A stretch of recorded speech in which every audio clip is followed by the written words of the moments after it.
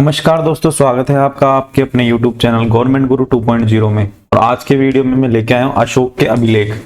Last class में हमने पढ़ा था कि अशोक या मौर्य साम्राज्य के बारे में सामान्य जानकारी, उन चंद्रगुप्त मौर्य, उसके बाद बिंदुसार, उसके बाद अशोक, सामान्य जानकारी प्राप्त करी थी। इसके अंदर हमने कुछ फैक्ट पढ़े थे जो कि आपके एग्जाम पॉइंट ऑफ व्यू से बहुत ही ज्यादा इंपॉर्टेंट, ठीक है।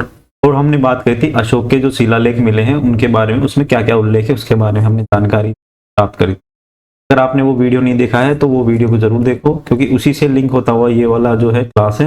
और इस क्लास में से आपके बहुत सारे क्वेश्चन आने वाले हैं, वीडियो के एग्जाम हो या फिर कोई भी एग्जाम हो जिसमें से मौर्य काल के बारे में पूछा जाए, ठीक है। अगर चलिए शुरू करते हैं। नमस्कार दोस्तों, अगर चैनल पे नए हैं तो चैनल को करिए सब्सक्राइब और लाइक कीजिए, अपने दोस्तों के साथ शेयर कीजिए, सजेशन देना है उसके लिए कमेंट करिए। और हमारा जो टारगेट है वो वीडियो मेंस है अभी, सबसे पहले वही एग्जाम होने वाला है। उसके अंदर जो सिलेबस है अंदर जो दे रखा है वो प्राचीन भारत के अंदर जो आपके स्थापत्य और कला साहित्य के बारे में जानकारी, सामान्य जानकारी के बारे में जो है हम उसके अंदर काल भी पढ़ेंगे। आपके मौर्य काल तो चल ही रहा है, ठीक। ये दो इसमें पढ़ेंगे प्राचीन भारत में। मध्यकालीन भारत में हम पढ़ेंगे मुगल काल और सल्तनत काल, कला संस्कृति। यहां से अपने क्वेश्चन अगर आता है वीडियो में तो अपने एक भी गलत नहीं होगा। चलिए शुरू करते हैं अब आगे की क्लास, ठीक है। तो देखो, मैंने बताया था कि अशोक के 14 अभिलेख मिले थे, 14 अभिलेख, सॉरी शिलालेख, 14 अभिलेख या शिलालेख मिले थे, ठीक है। उसमें क्या क्या उत्कीर्ण था वो हमने पिछले वाले क्लास में बातें कर ली। और अब हम बात करेंगे कि जो 14 शिलालेख मिले थे ये कहाँ कहाँ से मिले थे। देखो 14 शिलालेख मिले थे और इनके स्थान थे, मतलब 8 जगहों से 14 शिलालेख मिले थे। वो कौन कौन से थे उसके बारे में लिख लो कि 14 शिलालेख कहाँ 8 जगहों से मिले थे, कौन कौन सी 8 जगह हैं उसके बारे में लिखते हैं और किस भाषा में लिखे हुए वो भी हम बात करेंगे। पहले नंबर पे लिखो शाहबाजगढ़ी। शाहबाजगढ़ी ये बिल्कुल आपको रटना ही पड़ेगा। शाहबाजगढ़ी अभी वर्तमान में पेशावर पाकिस्तान, ठीक। सेकंड नंबर पे लिखो मानसेहरा। मानसेहरा का शिलालेख था, ये आपके हजारा पाकिस्तान, है ना। अब इन दोनों की एक अलग विशेषता है कि ये दोनों खरोष्टी लिपि में लिखे हुए हैं। क्वेश्चन आ सकता है कि कौन से अभिलेख हैं जो शिलालेख है खरोष्टी लिपि में लिखे हुए हैं, या निम्न में से कौन सा अभिलेख खरोष्टी लिपि में लिखा हुआ है। तो ये दोनों खरोष्टी लिपि में लिखे हुए हैं। नेक्स्ट चलो जूनागढ़। जूनागढ़ आपको सबको पता होगा, जूनागढ़ कहाँ पे आपके गिरनार गुजरात के अंदर, ठीक। फोर्थ नंबर पे आपके कहाँ से मिले थे, कालसी। कालसी कहाँ पे जगह है, कालसी आपके उत्तराखंड के देहरादून में, उत्तराखंड। वहां से आपके चौथा स्थान था। पांचवा स्थान कहाँ था, धौली और जौगढ़।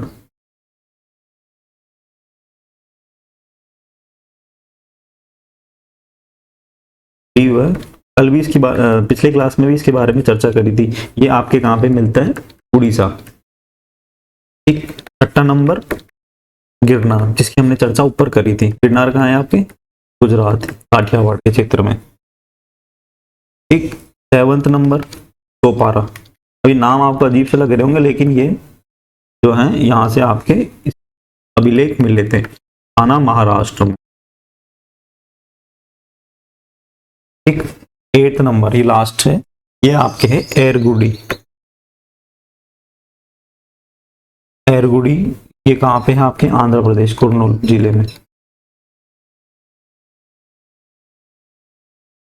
ठीक है। तो ये जो 14 शिलालेख हैं आपके 8 स्थानों से प्राप्त हुए। ये कौन सा 8 स्थान है, यहाँ से ये प्राप्त हुए हैं, जिसमें से 2 जो शाहबाजगढ़ी और मानसेरा पाकिस्तान में, बाकी सब भारत के अंदर। ये दोनों है खरोष्टी लिपि के अंदर, है ना। नेक्स्ट चलते हैं, हम बात करते हैं स्तंभ लेख की। क्या क्या जानकारी थी इनके अंदर 14 अभिलेखों के अंदर, वो हमने पिछले क्लास में चर्चा कर ली। उस क्लास को देखिए, लिंक मैं आपको डिस्क्रिप्शन में दे दूंगा और साथ ही आपके bell icon, sorry eye icon पे भी आपके लिंक दे दूंगा।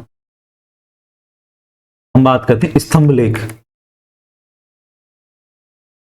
स्तंभ लेख क्या होता है कि जैसे किसी स्थान पर एक स्तंभ, एक खंबा टाइप में इन्होंने बना दिया, ठीक, और खंबा टाइप में बना दिया और उस पे जो है उत्कीर्ण करवा दिया, तो इस तरह से स्तंभ लेख होते हैं। ये बहुत, यहाँ पे देखो अशोक के जो स्तंभ लेख थे ना, सिंह की आकृति, अशोक स्तंभ, सिंह की आकृति उत्कीर्ण हो रखी है, ठीक है। हम बात करें और दूसरी चीजों की, तो एक अन्य फैक्ट,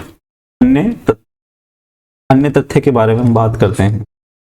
अन्य तथ्य के बारे में हम लिखते हैं आपकी अशोक के जो शिलालेख थे, अभिलेख थे, अभिलेख, सीधा क्वेश्चन आएगा किसने पढ़ा?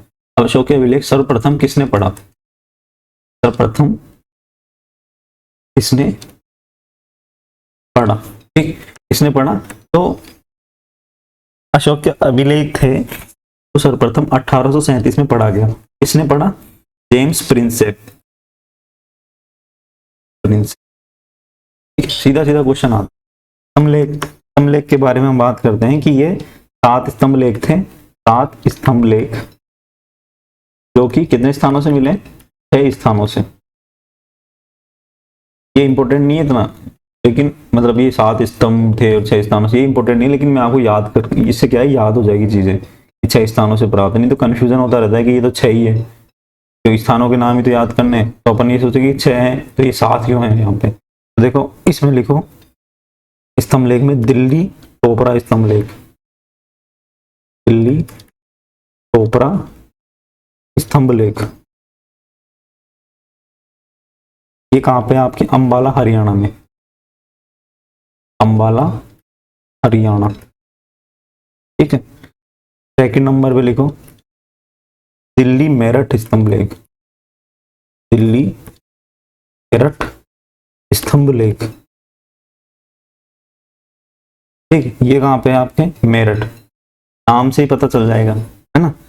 और इसके बारे में एक अन्य जानकारी है, इसके बारे में क्या जानकारी है? इससे है ना फिरोज शाह तुगलक मेरठ से दिल्ली लेके गया था, फिरोज शाह तुगलक, तुगलक वंश था ना मध्यकालीन भारत में, उसने यह दिल्ली से यह मेरठ से दिल्ली लेके गया था, तुगलक द्वारा मेरठ में स्थित था, ये दिल्ली ले गया। कैसे ले गया? बताया ना, ये स्तंभ लेख अलग से लगाए हुए थे जगह जगह पे, इसको यहाँ से उखाड़ के या हटा के दिल्ली ले जाके लगा दिया, मेरठ से दिल्ली। सीधा सीधा क्वेश्चन आएगा कि अगर क्वेश्चन बनता है ना, इतना हार्ड पेपर बनता है, तो सीधा सीधा क्वेश्चन आएगा कौन सा जो स्तंभ है उसे दिल्ली मेरठ से दिल्ली ले जाया गया, तो था दिल्ली मेरठ का स्तंभ लेख। ये तो इजी हो गया। अब आएगा कि दिल्ली से मेरठ से दिल्ली ले जाएगा स्तंभ लेख को किस शासक द्वारा ले जाया गया? उसमें आंसर आएगा फिरोज शाह तुगलक, ठीक है। तीसरे नंबर पे हम बात करें तो वो है लोरिया हर राज, ये कहाँ पे है? आपके बिहार में, बिहार में कोई चंपारण जिला है, चंपारण, गांधी जी ने स्टार्ट की थी अपनी क्रांति, है ना। लोरिया नंदनगढ़, लोरिया नंदनगढ़, ये भी कहाँ है? ये भी बिहार में ही है, ठीक है, बिहार के चंपारण में। नेक्स्ट चलते हैं, हम बात करते हैं नेक्स्ट 5 नंबर पे रामपुरवा, रामपुरवा, ये कहाँ है? ये भी चंपारण में। तो अधिकतर स्तंभ लेख आपको बिहार में मिलेंगे। फिर एक है महत्वपूर्ण प्रयाग स्तंभ लेख, है ना, प्रयाग स्तंभ लेख, या इसको हम बोलते हैं इलाहाबाद, है ना। इसमें क्या है कि ये उत्तर प्रदेश में है, पहली बात तो, है ना। पहले ये कहाँ था? कौशाम्बी में था, अकबर द्वारा इसे प्रयाग लाया गया। इसमें लिख लो अन्य फैक्ट के अंदर, यह है पहले कौशाम्बी, कौशाम्बी में था, अकबर द्वारा कहाँ लाके गया?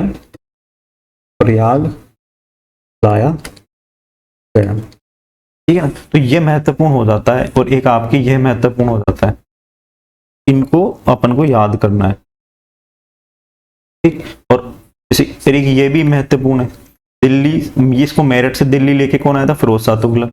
और ये है ना टोपरा, ये इसको भी दिल्ली लेके गए थे, इसको भी कौन लेके गया था, फिरोज शाह तुगलक, FST। तो इसमें भी आगे लिख लो फिरोज शाह तुगलक। तो ये 3 स्तंभ ले गए जिनको आपके एक स्थान से दूसरे स्थान पे ले जाया गया। ठीक है, नेक्स्ट चलते हैं, गुहा लेख। गुहा लेख क्या होते हैं, तो स्तंभ लेख हो गए, शिला लेख हो गए। अब हम बात करते हैं गुहा लेख की। गुहा लेख,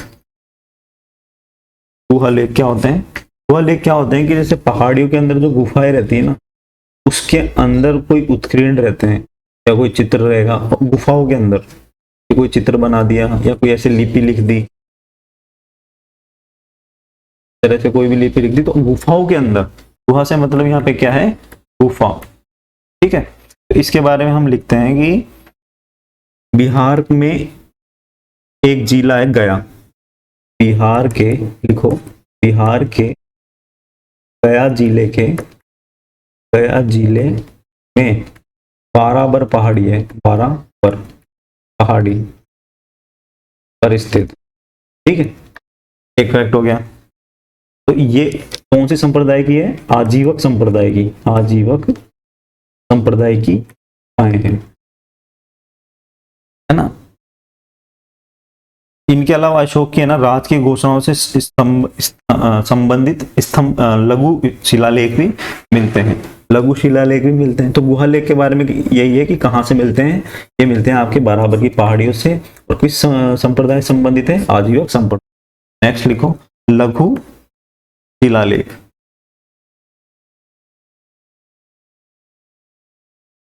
लघु शिलालेख जो आपके मिलते हैं बहुत स्थानों से मिलते हैं, लेकिन हमको main exam point of view से ध्यान रखना है। सांची से मिलते हैं, सारनाथ से मिलते हैं, कौशाम्बी से मिलते हैं, है ना, और आपके रुम्मनदेही से मिलते हैं। रुम्मनदेही कहाँ पे है,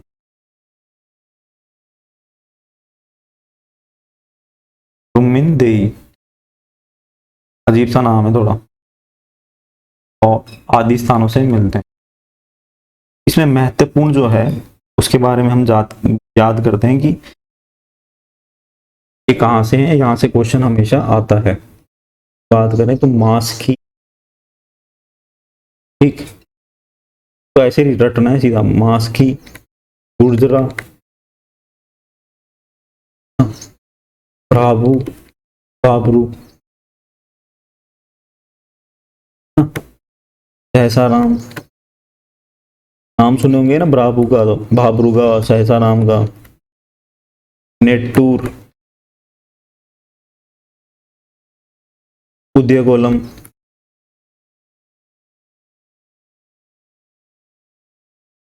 इन जगह से आपके जो है लघु शिलालेख लेख मिलता है। लघु शिलालेख में मास की किस जगह पे है, आपके कर्नाटक में। ऐसे पूछेगा निम्न में से किस जगह नहीं मिलते, अब इनमें से ये सारे नाम याद करने पड़ेंगे 6 के 6, और फिर जो एक अलग नाम दे देगा वहां, आंसर वही होगा। गुजर्रा कहाँ पे, ये मध्य प्रदेश में। बाबू कहाँ पे, राजस्थान, ठीक है, बैराट की पहाड़ियों में। सहसाराम कहाँ है, बिहार। नेट्टूर कहाँ है आपके, नेट्टूर और उदयगोलम दोनों हैं आपके कर्नाटक में। ठीक है, ये लघु शिलालेख यहाँ से मिलते हैं। ठीक, नेक्स्ट लिखो, नेक्स्ट लिखो फैक्ट में, अशोक के अधिकांश शिलालेख,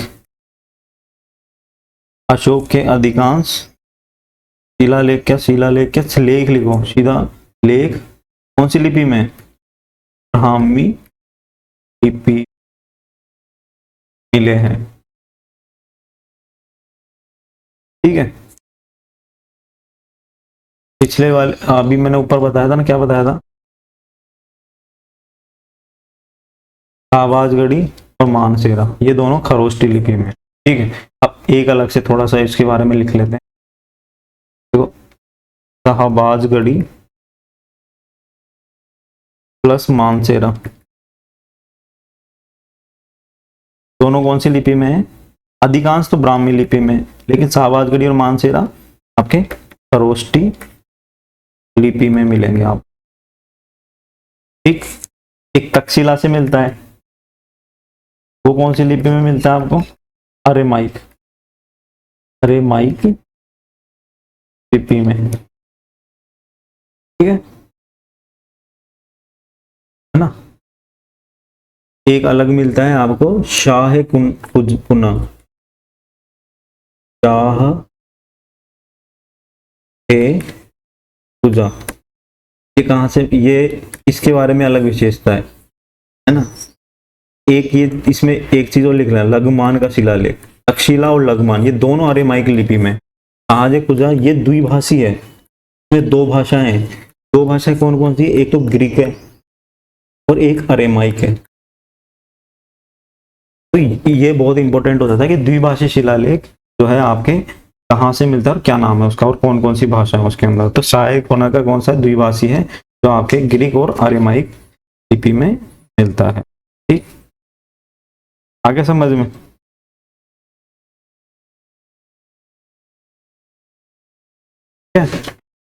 अब हम मौर्य प्रशासन की बात करेंगे। ये मौर्य की जो अशोक थे उनके स्तंभलेख शिलालेख हो गए, प्रशासन की हम बात करेंगे।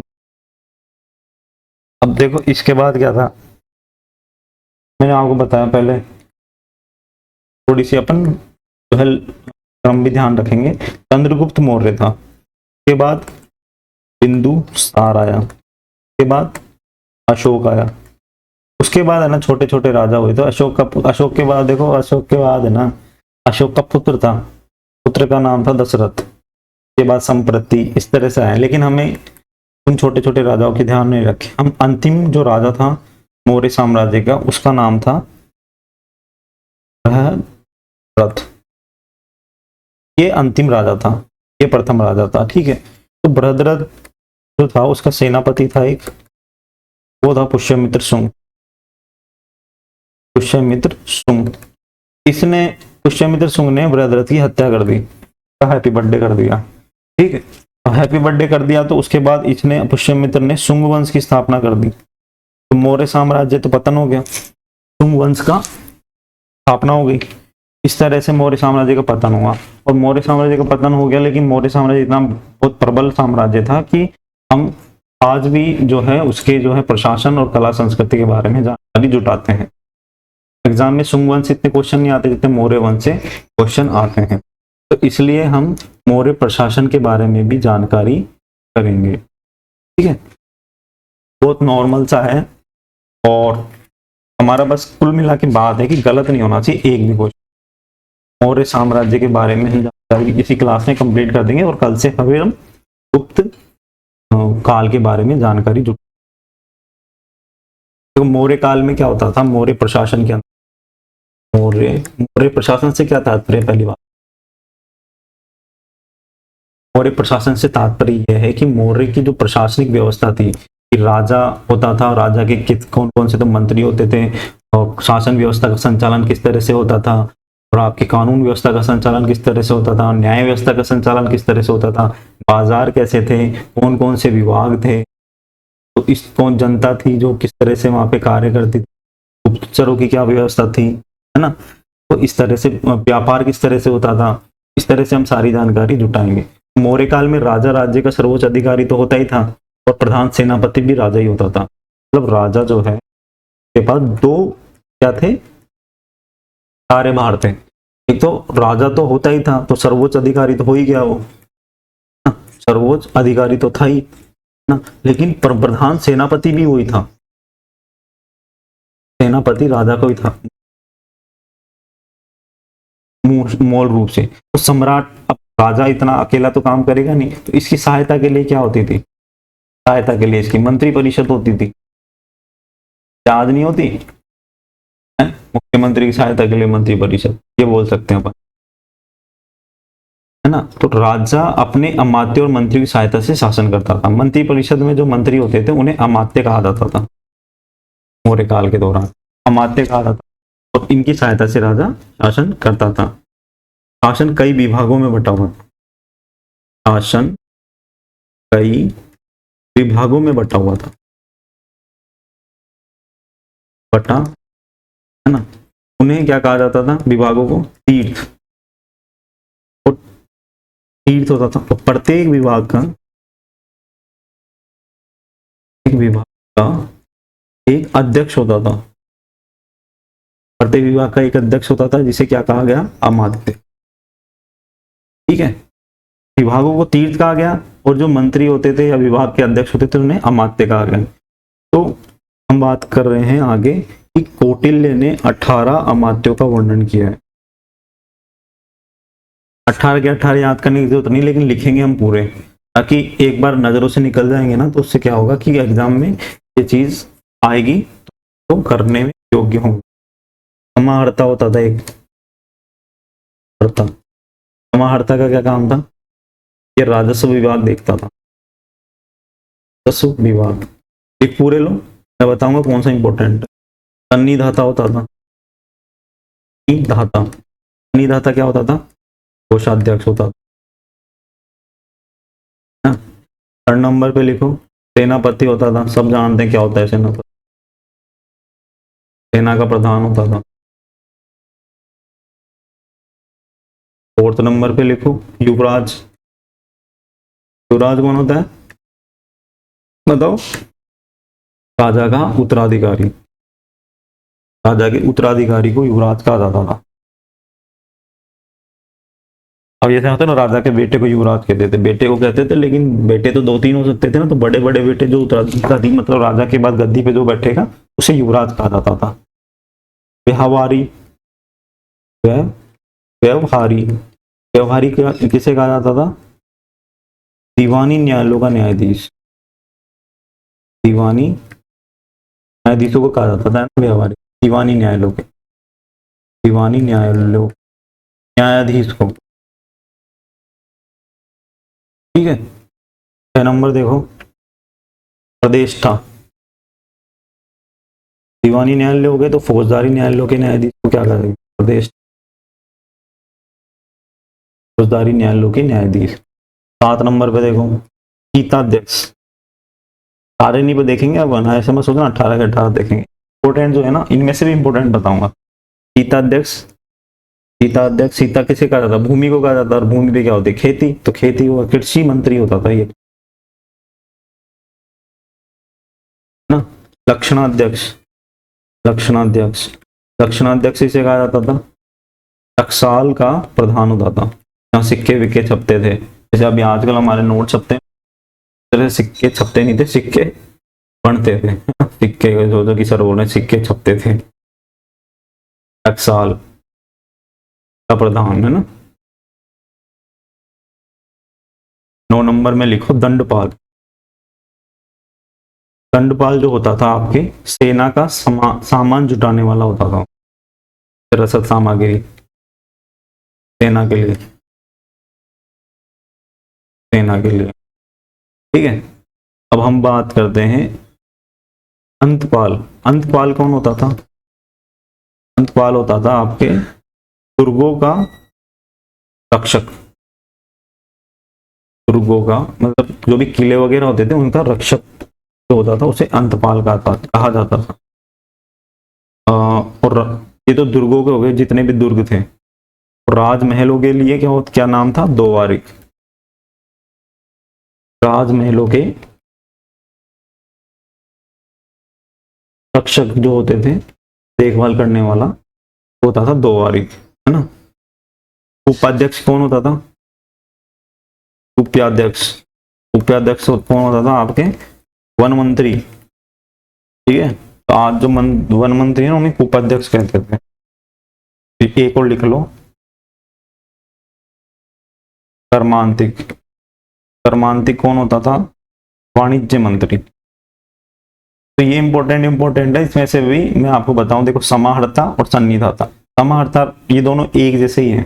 कैसे हैं, समाहर्ता और सन्निधाता को एक साथ ही राजस्व मतलब पैसे से संबंधित है, राजस्व विभाग और कोषाध्यक्ष। सन्निधाता सेनापति और युवराज को आप जानते ही हो, ये दोनों न्यायालय से संबंधित है। व्यवहारिक जो होता था आपके दीवानी न्यायालय, और प्रतिष्ठा होता था फौजदारी न्यायालयों का। ठीक है, सीताध्यक्ष मतलब सीता को कहा जाता है भूमि, और भूमि पे होती है आपकी सीता को कहा जाता है कृषि योग्य भूमि, नॉर्मल भूमि नहीं, सामान्य भूमि की तुलना में सीता को कहा जाता था आपके कृषि योग्य भूमि। कृषि मंत्री हो गया, ठीक, ये पढ़ लेना। लक्षणाध्यक्ष मतलब टकसाल, टकसाल का स्वामी, सिक्के छपते थे यहाँ पे, फिर उसे बोल दिया छपते थे, सिक्के बन देते हैं, है ना। ये दोनों क्या दुर्गों और महल, राजमहल संबंधित है, इन दोनों को एक साथ याद करो। अंतपाल दुर्गों का रक्षक, द्वारिक राजमहलों का रक्षक, उपाध्यक्ष आपके मंत्री। देखो कुआं कहाँ होता है, कुआं होता है जंगल में, ना पुरानी बात करें, याद करने का बता रहा हूँ। कुआं होता है जंगल में, जंगल में कौन होता है, जंगल में पेड़, तो वन मंत्री, कुआं वन मंत्री, ठीक। कर्मांतिक वाणिज्य, ठीक, ये आपको याद करने, है ना। अब देखो इन अमात्यों के अलावा अनेक कर्मचारी और अधिकारी भी हुआ करते थे, जिन्हें अध्यक्ष कहा जाता था। क्या कहा जाता था, अध्यक्ष, ठीक है। इन अमात्यों के अलावा अन्य कर्मचारी भी होते थे, जिन्हें क्या कहा जाता था, अध्यक्ष। तो वो कौन से हैं उसके बारे में लिख लो, मजा आएगा अभी। आप अलग से इसमें लिखो अध्यक्ष, महत्वपूर्ण अध्यक्ष, महत्वपूर्ण अध्यक्ष। एक होता था सूत्राध्यक्ष, है ना, और एक होता था आपके पंड्याध्यक्ष, हाँ, आकराध्यक्ष, अतना अध्यक्ष, गणिकाध्यक्ष और नवाध्यक्ष, ठीक। सूत्राध्यक्ष क्या होता था, कताई बुनाई विभाग देखता था ये, कताई बुनाई विभाग। पंड्याध्यक्ष, पंड्याध्यक्ष क्या होता था, पंड्याध्यक्ष, हार्दिक पांड्या नहीं है, पंड्याध्यक्ष है व्यापार वाणिज्य, व्यापार और वाणिज्य से संबंधित मामले देखता था।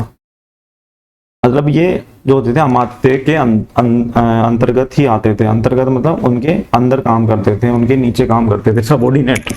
आकराध्यक्ष खानों का अध्यक्ष, कौन से खानों का, भोजन का नहीं, माइंस वगैरह होती थी ना, खानों का विभाग होता था। पतनाध्यक्ष, पतन समझ गए, पतन क्या होते हैं, बंदर का। कितना इजी है ना, देखो शब्द हैं उनको समझना है। गणिका अध्यक्ष होता था जो आपके, गणिका है ना, जो मौर्य काल में वेश्याओं को कहा जाता था, तो वेश्याओं से संबंधित विभाग।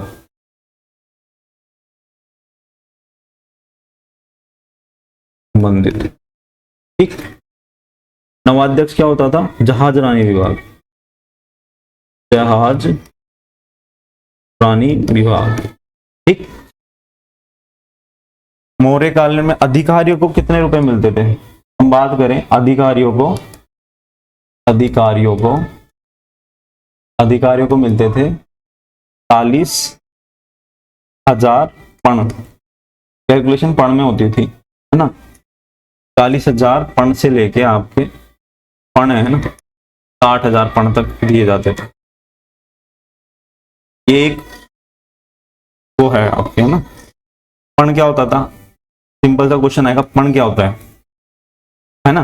पण क्या होता था, चांदी का मिश्रित सिक्का होता था, चांदी युक्त मिश्रित सिक्का होता था, चांदी युक्त मिश्रित सिक्का। कहाँ छपता था ये, मैं बार बार छपना छपना बोल रहा हूँ, दिमाग में ऐसे चल रहा है कि जैसे नोट छपने। कहाँ बनता था ये चांदी युक्त मिश्रित सिक्का, कौन सा विभाग था इसका, करवाया था ना ऊपर, दक्षिणाध्यक्ष, ठीक है। ये हो गई वहां की जो है प्रशासन की व्यवस्था। अब हम बात करते हैं कि जो प्रांतीय शासक क्या होता था, प्रांतीय शासक के बारे में हम बात करते हैं। प्रांतीय शासक, प्रांतीय शासक अशोक ने ना अपने जो साम्राज्य थे उसे 5 प्रांतों में बांटा हुआ था, 5 प्रांतों में बंटवारा। 5 प्रांत में कौन कौन सा बंटवारा था, नंबर 1 उत्तरापथ, कितना इजी है देखो, भी मजा आएगा। दूसरा उत्तरापथ, उत्तरापथ के बाद आपके दक्षिणापथ, याद करने के हिसाब से मैं लिखवा देता हूँ आपको, तो इजी तरीके से लिखवा रहा हूँ, है ना। दक्षिणापथ। एक होता था आपके प्राच्य प्रदेश, प्राच्य प्रदेश मतलब प्राचीन प्रदेश। चौथे नंबर पे था आपके कलिंग, इससे हो गया था अपना झगड़ा। पांचवा था आपके अवंती, कलिंग को तो कोई भूल ही नहीं सकता। उत्तरापथ, दक्षिणापथ, उत्तर दक्षिण और एक प्राचीन, उत्तर दक्षिण प्राचीन, ये तीन तो याद हो गए। कलिंग और अवंती, कलिंग को कैसे भूल सकते हैं, कलिंग से तो युद्ध हुआ था अशोक का, ठीक है। और अवंती, ये दो अलग है। अब बात करें उत्तरापथ की राजधानी क्या थी, उत्तरापथ की राजधानी थी आपकी तक्षशिला। अभी और याद करने का मैं बताता हूँ इसमें तरीका, बहुत ईजी है। दक्षिणापथ की क्या थी, सुवर्णगिरी, सुवर्णगिरी, ओके। प्राचीन प्रदेश की या प्राच्य प्रदेश की क्या थी, पाटलिपुत्र। कलिंग की क्या थी, कलिंग की क्या थी, कोसली। कलिंग की राजधानी खारवेल मत कर देना, खारवेल राजा था। अवंती, अवंती की क्या थी, उज्जैन, उज्जैनी, ठीक है। अब देखो, ये हो गया आपके उत्तर, ये हो गया दक्षिण, ये उत्तर ये दक्षिण, ये हो गया आपके प्राच्य प्रदेश। उत्तर में क्या था, तक्षशिला, दक्षिण में क्या था, सुवर्णगिरी, याद करने का वो है ना। और प्राच्य प्रदेश, प्राच्य प्रदेश बीच में मान लेते हैं अपन पाटलिपुत्र।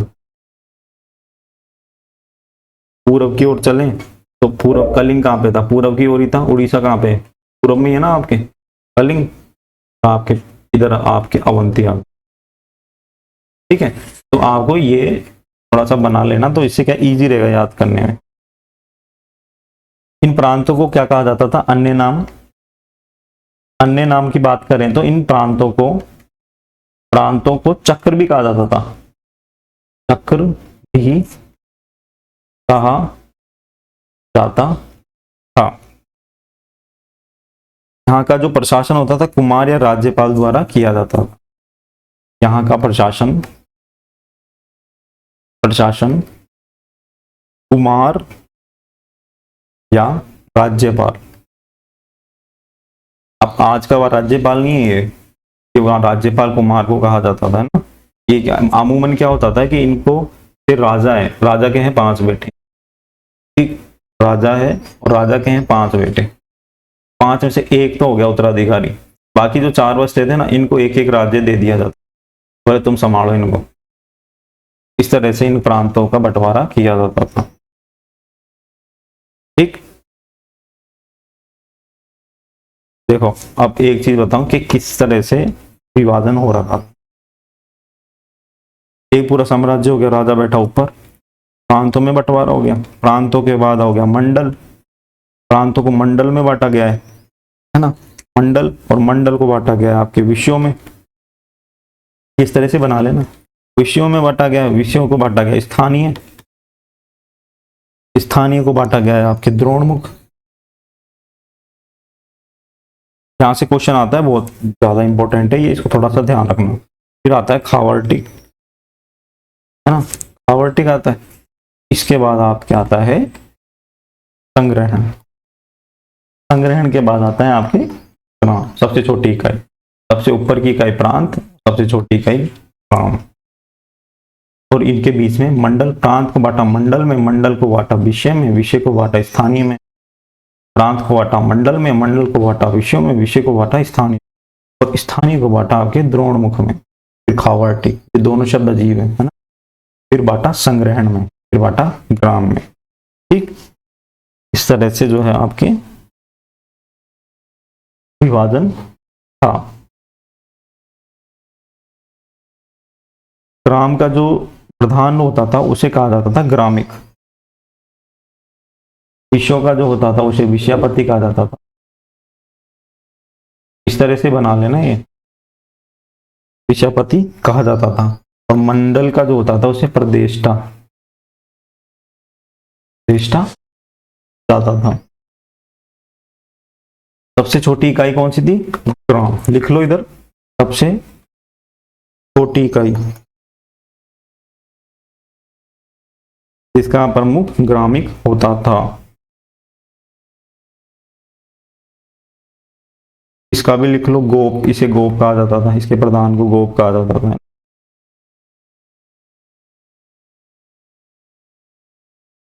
अन्य फैक्ट के बारे में हम बात करें तो इसमें यहाँ देखो, ये समझ में आ गया, ये लिख लो तरह से, है ना। आगे चलते हैं, नेक्स्ट नेक्स्ट में लिखो कि मेगस्थनीज एक था विचारक मौर्य काल में। मेगस्थनीज एक इतिहासकार था, उसकी पुस्तक का नाम था इंडिका। सेल्यूकस निकेटर था ना, उसका राजदूत था मेगस्थनीज इंडिका। इंडिका इंडिका है ना। इसने क्या बोला है कि इसने कहा है कि नगरों का प्रशासन एक नगर परिषद द्वारा चलाया जाता था। नगरों का प्रशासन नगर परिषद द्वारा चलाया जाता था। जैसे आज भी नगरों का प्रशासन कौन चलाता है? निकाय चलाती है, नगर निगम, नगर पालिका, नगर परिषद। तो ये कहता है कि मतलब आप ये देखो, आज की जो व्यवस्था है स्थानीय निकायों की, वो मौर्य काल में ही विद्यमान थी, समझे। तो मौर्य काल में जो नगर प्रशासन का संचालन नगर परिषद द्वारा किया जाता था। परिषद द्वारा किया जाता था, ठीक है। और नगर परिषद द्वारा किया जाता था, जो 6 समितियों में विभाजित थी, जिनका विभाजन 6 समितियों में किया गया था। कौन कौन सी समिति थी कि मतलब कौन सा काम कौन सा देखेगा? पहली समिति, दूसरी, तीसरी, चौथी, पांचवी और एक आपकी छठी। तो पहली समिति किससे संबंधित काम देखती थी? उद्योग और शिल्प कार्यों से संबंधित। उद्योग प्लस शिल्प कार्यों का निरीक्षण करेगी। शिल्प कार्यों का निरीक्षण संबंधी कार्य। सेकंड जो समिति थी वो विदेशियों की देखरेख करेगी। विदेशी जो टूरिस्ट आते थे ना, विदेशियों की देखरेख। और जो थर्ड समिति थी वो जन्म मरण का विवरण करेगी, जन्म मृत्यु पंजीयन। करने का आज भी करता है, जन्म मृत्यु का विवरण, है ना। नगर निगम करता है ना, नगर पालिका में जन्म प्रमाण पत्र, मृत्यु प्रमाण पत्र, विवाह प्रमाण पत्र बनता है। देख लो उस मौर्य काल से ये चीज चली आ रही है। तो नगर निगम ऐसे थोड़ी है, बहुत ही महत्वपूर्ण काम है स्थानीय प्रशासन के लिए, शहरी प्रशासन के लिए। लोगों का क्या है, लोगों तो कुछ भी बोल देते हैं, लेकिन नगर निगम अगर हटा दिया जाए ना एक बार के लिए, तो लोगों का, मैं बता रहा हूँ 80% काम है ना सफल हो जाए। देखो साफ सफाई करता है, पूरे शहर को साफ रखता है। दूसरा, लोगों के जन्म, अगर कोई बच्चा जन्म लेगा ना, तो उसका वैलिडेटेशन है ना, जो बोलते हैं रजिस्ट्रेशन, जब तक वैलिड नहीं होगा तब तक नगर निगम उस पर अप्रूव ना कर दे, समझ गए। तो बच्चे के जन्म से लेकर मृत्यु तक, और जब वो आदमी मरेगा, तो मरेगा तो उसका मृत्यु प्रमाण पत्र भी नगर निगम ही बनाए। तो जन्म से लेकर मृत्यु तक के जितने भी कार्य होते हैं ना बीच के अंदर, इस अवधि में ना जितने भी कार्य है ना, विवाह प्रमाण पत्र महत्वपूर्ण काम है पूरी एक व्यक्ति के आदमी लाइफ का। विवाह प्रमाण पत्र भी ये बनाता है। तो जन्म से लेकर मृत्यु तक जितने भी जो कार्य होते हैं ना, वहां नगर निगम सरकार कहीं ना कहीं जुड़ी रहती है। तो नगर निगम बहुत ही डिपार्टमेंट है, नगर निगम, नगर पालिका, नगर परिषद।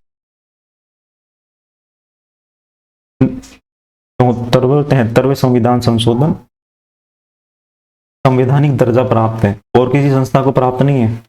संवैधानिक दर्जा प्राप्त है, बताओ इससे ज्यादा क्या महत्वपूर्ण मानोगे आप? इससे ज्यादा क्या इंपॉर्टेंस मानोगे? संविधान के अंदर उल्लेख है कि एक नगर निगम होगा शहरों में, 73 के गांव में पंचायत होंगे, और उसके लिए पंचायती राज का पूरा सिस्टम। ये बहुत महत्वपूर्ण जो है, बहुत तारीफ हो गई, क्यों कि मैं इसी डिपार्टमेंट का हूं, तारीफ तो बनती है। अब देखो जन्म मृत्यु का विवरण रखता था ना, तो चौथी जो थी समिति वो व्यापार वाणिज्य से संबंधित थी, व्यापार वाणिज्य। ठीक। पांचवी जो थी वस्तु के क्रय विक्रय का निरीक्षण कर, वस्तु का क्रय विक्रय का निरीक्षण।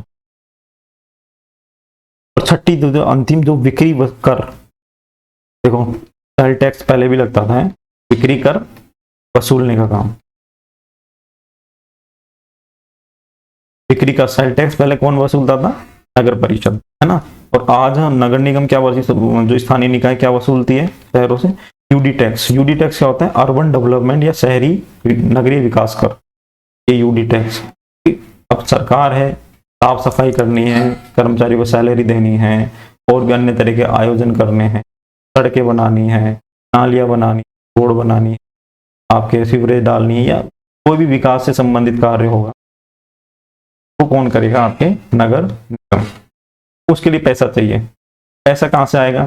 जनता पे टैक्स लगाओ, टैक्स लगेगा। तो अभी जो टैक्स लग रहा है उसे यूडी टैक्स कहा जाता है। टैक्स दो, कोई भी काम होगा, विकास होगा देश का, तो टैक्स सही होगा ना। टैक्स दो और स्थानीय निकाय को मजबूत करो। ये हो गया नगर निगम का प्रमोशन, समझे? तो बिक्री कर के बात करें तो बिक्री कर जो था आपका, ये क्या किया जाता था? मूल्य का 10%, मूल्य का 10% वसूला जाता था। ठीक है, कोई भी जैसे वस्तु है 100 रुपए की थी, एग्जाम्पल दे रहा हूं, तो उसका 10 रुपए ना टैक्स देना पड़ता है ना। अब देखो इसमें एक और कट लगता था, उसे कहते थे भूमि कर। अन्य कर था, क्या कहा जाता था? भाग, भाग कहा जाता। ये क्या होता था? ये उपज, उपज का 1/6 भाग देना होता था। उपज का 1/6 भाग देना होता था। कर व्यवस्था की क्या कर व्यवस्था की क्या थी? कर वसूलने की क्या व्यवस्था थी, उसके बारे में हम जानकारी। देखो सबसे छोटी इकाई कौन सी? छोटी इकाई मैंने बताया ग्राम थी, गांव थी। तो इसका प्रधान क्या होता था? ग्रामिक। तो ग्रामवासियों से ये ग्रामिक कर वसूलता ना, भाग वसूलता। ठीक, और ये एकत्रित कर को किसको देता था? गोप को। गोप कौन होता था? बताया ना, ग्रहण का प्रधान। और ये गोप होता था, ये किसको दे देता था? सीधा समाहर्ता को। समाहर्ता कौन? ये देखो समाहर्ता मैंने लिखवाया था ना, समाहर्ता आपने राजस्व विभाग प्रधान। ठीक है, तो ये था आपके समाहर्ता। इस तरह से कर जो वसूलने की पूरी प्रक्रिया चलती थी। न्याय व्यवस्था के ना, अब हम बात करें न्याय व्यवस्था, मौर्यकालीन न्याय व्यवस्था। मौर्यकालीन न्याय व्यवस्था की बात तो 2 प्रकार के न्यायालय थे, 2 प्रकार थे न्यायालयों के। 2 प्रकार कौन कौन से थे? एक पहला था आपके समस्थनीय, समस्थनीय। दूसरा था आपके कंटक शोधन, समस्थनीय क्या? दीवानी न्यायालय हो गए। कंटक शोधन क्या था आपके? ये फौजदारी मामले देखता था। क्रिमिनल कोर्ट और सिविल कोर्ट होते हैं ना आज भी, तो ये देख लो तब से ही ये प्रणाली विकसित हो रखी थी। और आज हम बोलते हैं कि न्यायालय सर्विस तब से चली आ रही है ये प्रणाली। तो सोचो कितनी मजबूत प्रणाली है, बस हमें भरोसा करने की जरूरत है। मैंने बताया था ना, दीवानी न्यायालयों का जो न्यायाधीश होता था उसे क्या कहा जाता था? व्यवहारी। और फौजदारी मामलों का प्रदेष्टा। आया समझ में? होता है उसे प्रदेष्टा कहा। सिविल और क्रिमिनल की बात करें, दीवानी न्यायालय क्या होते थे? फौजदारी मामले। दीवानी मामले तो क्या होते थे कि हम इसको ऐसे समझ सकते हैं, सिविल मैटर। सिविल मैटर से मतलब है कि ऐसे मामले जो एक पक्षकार से दूसरे पक्षकार को प्रभावित करते हैं। समझे? मतलब एक पक्ष से प्रभावित का प्रभाव वगैरह कुछ भी पढ़ना होता है तो या तो इस पर पक्षकार पे पड़ेगा या इस पक्षकार पे पड़ेगा। इन दोनों के अलावा कोई तीसरा अन्य पक्षकार प्रभावित नहीं होगा इन दोनों के मुकदमे से। लेकिन कंटक शोधन ये एक पक्षकार हो गया, ये दूसरा पक्षकार हो गया। ठीक है, इन दोनों का जो प्रभाव है, इन दोनों का जो केस चल रहा है, इनका प्रभाव किस पे पड़ेगा? समाज पे पड़ेगा। समाज पे कैसे पड़ेगा? अब मैं बताता हूँ। देखो दीवानी न्यायालय और फौजदारी न्यायालय, ठीक है, इनका प्रभाव समाज पे पड़े। कैसे पड़ेगा? इनमें कौन से मामले आते हैं? कुछ चोरी कर ली, डकैती डाल दी, हत्या कर दी, आत्महत्या हो गई, रेप हो गया, बलात्कार हो गया, या कोई हिंसा हो गई किसी भी तरह की, दंगे हो गए, तो ये आपके आएंगे फौजदारी मामले। क्या होगा कि चोरी होगी, डकैती होगी, हत्या होगी। हत्या की बात करें इसने हत्या कर दी, इसकी केस चल रहा है, लेकिन समाज भी कहीं ना कहीं प्रभावित है ना इस हत्या से। अगर इसको रोका नहीं गया तो समाज में कहीं ना कहीं इसको बढ़ावा मिलेगा। ठीक, तो ये ऐसे मामले फौजदारी मामलों में आ जाते हैं। क्योंकि दीवानी न्यायालय में क्या होता है, कोई भूमि से संबंधित विवाद दो पक्षकारों के अंदर, कोई सर्विस मैटर हो गया, ठीक है, तो ये जो आते हैं आपके दीवानी न्यायालय में। काफी बच्चों को पता है कि दीवानी और फौजदारी में डिफरेंस, लेकिन काफी बच्चों को नहीं पता है। तो ये सबसे बेस्ट तरीका है इसको जानने। समाज प्रभावित होता है तो वो होता है।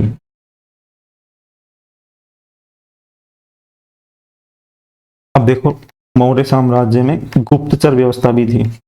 ने आज इंडिया में भी है ना गुप्तचर व्यवस्था, ठीक है, रॉ या और भी कोई एजेंसी, सीबीआई, बहुत सारी एजेंसी जिनके अपन को नाम भी नहीं पता, गुप्त की गुप्ती है,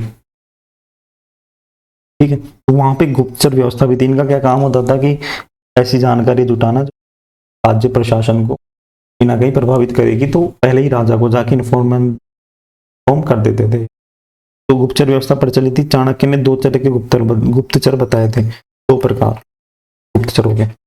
पहला कौन सा था, संस्था, वो कहा था संस्था। दूसरा था संचरा, संस्था और संचरा। संस्था कौन होता था, ये क्या होता था, ये एक जगह बैठा बैठा एक स्थान पर रहकर सूचना एकत्रित करता रहता था, एक स्थान पर रहकर सूचना एकत्रित करता था। और संचरा क्या करता था, घूम घूम कर सूचना एकत्रित करता था। ये थी इन गुप्तचर की व्यवस्था थी, ठीक है।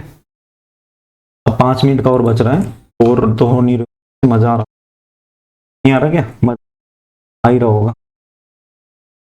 इसमें देखो एक चीज मैं आपको अलग से बता दूं, मेगस्थनीज की जो पुस्तक है ना, मेगस्थनीज हिंदी का, इसमें भारतीय समाज की बात करी गई है। भारतीय समाज, इसने कहा है कि ये 7 भागों में बांटा गया था, 7 भागों में गया था। कौन कौन, दार्शनिक, ठीक है, योद्धा, कौन सा था आपके कृष्ण, कौन सा था आपके शिल्पी, इंस्पेक्टर मतलब निरीक्षक, छठा कौन सा था, पशुपालक, और आपके साथ तो ये 7 भागों में भारतीय समाज को बांटा गया है। मौर्य, ये आपको ये बहुत इंपॉर्टेंट वाला है, क्वेश्चन आते हैं कितने भागों में बांटा, कौन सा तरह से क्वेश्चन। तो यहाँ पे मौर्य काल में ना, काल में वर्ण व्यवस्था कठोर हो गई थी, व्यवस्था कठोर थी, क्योंकि स्त्रियों में पर्दा प्रथा प्रचलित थी, ठीक है। और जो महिलाएं वेश्यावृत्ति में चली जाती थी ना, वेश्यावृत्ति जो महिलाएं, अलग नाम दिया गया था, क्या नाम दिया गया था, जीवा कहा जाता, ठीक है। और उद्योग धंधों के लिए अलग अलग संस्थाएं होती थी, उद्योग धंधों कास्ट चल रहा है बस अपना, तो के लिए अलग अलग संस्था श्रेणी कहा जाता, ठीक है। सोने के जो सिक्के थे, सिक्के, इन्हें क्या जाता था, क्या कहा जाता था, सुवर्ण या निष्क, या निष्क का। चांदी के सिक्कों को क्या कहा जाता था, चांदी के सिक्के, इन्हें क्या कहा जाता था, कार्ड शार्पण, अब बात करो, फिर बोलोगे सर चांदी के सिक्के थे, तो तांबे के सिक्के को क्या कहा जाता था? तांबे के सिक्के। राइटिंग पे मत जाना, मेरी बहुत अच्छी है ये, तो क्या है अभी इस पे आदत कम है अभी चलाने की। चांदी के सिक्के को क्या कहा जाता था? चांदी के सिक्के को कारशार। तांबे के सिक्के को क्या कहा जाता था? ये कहा जाता था। अशोक ने क्या किया, एक अन्य परिवर्तन किया था कि पाली भाषा, तो पाली मतलब प्राकृतिक भाषा, कोई राजभाषा बनाई। प्राकृत प्राकृत भाषा से क्या मतलब होता है कि ऐसी भाषा जो सामान्य जनता के समझ में आ जाए, है ना। जनता सारी पढ़ी लिखी नहीं है, स्थान जो अपन लोकल भाषा बोलते हैं ना, उसे ही प्राकृत भाषा कहा गया था, तो इसको ही राजभाषा अशोक ने बना लिया। ये बहुत ही महत्वपूर्ण सुधार था। और अशोक का जो सारनाथ का स्तंभ है ना, वहां पे जैसे आपने देखा होगा कि अशोक स्तंभ सुना है ना, अशोक स्तंभ क्या होता है? इसमें एक स्तंभ पे चार तरफ मुंह करके शेर बैठे रहते हैं, तो वो कहाँ किया करती है? अशोक के सारनाथ स्तंभ पर।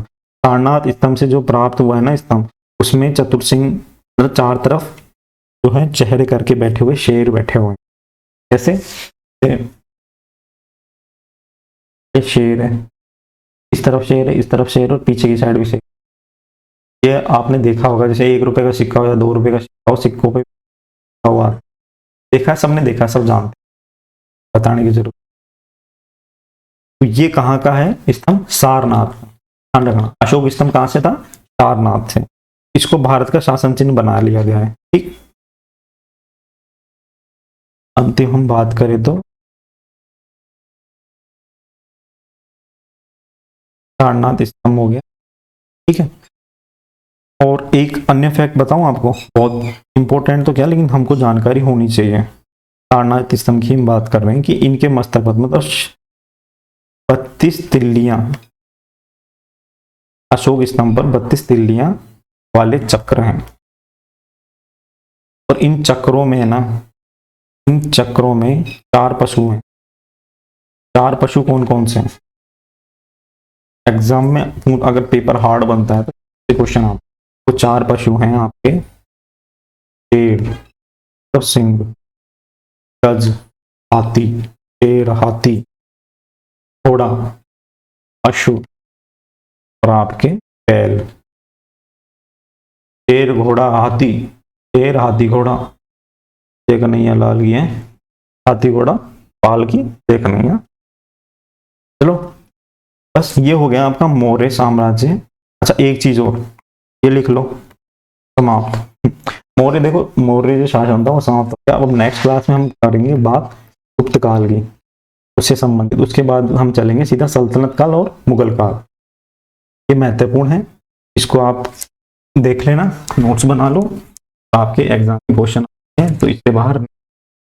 आपको बता दूं, चैनल को जरूर सब्सक्राइब करिए, ऐसा कंटेंट तो कहीं नहीं मिलेगा यूट्यूब पे। यूट्यूब पे आप वीडियो देखो तब बिल्कुल कोई मतलब पता नहीं आता, कंटेंट नहीं, कंटेंट के नाम पे षड्यंत्र रचा जा रहा है। आप षड्यंत्र पढ़ाते पढ़ाते वहीं पे घुस गया मैं ऐसे शब्द। ठीक है, देखो मैं आपको बिल्कुल लिटरली बता रहा हूँ, ऐसा कंटेंट आप यूट्यूब पे बता के दिखा देना मैं, ठीक है, मैं मान जाऊंगा। अगर आपको सीरियस होना, आपका ये वीडियो मेंस की बात नहीं कर रहा हूँ, आरएस तक की बात कर रहा हूँ मैं, यहाँ से क्वेश्चन आपको मिल जाएंगे, इससे ज़्यादा मैं क्या। ठीक है, तो चैनल को सब्सक्राइब करिए, लाइक करिए, कमेंट करिए, दोस्तों के साथ शेयर करिए, तो भी कहिए सब्सक्राइब के लिए। नेक्स्ट वीडियो लाऊंगा, उसमें हम बात करेंगे गुप्त काल की। हो गया, नेक्स्ट क्लास में राम राम, बाय बाय।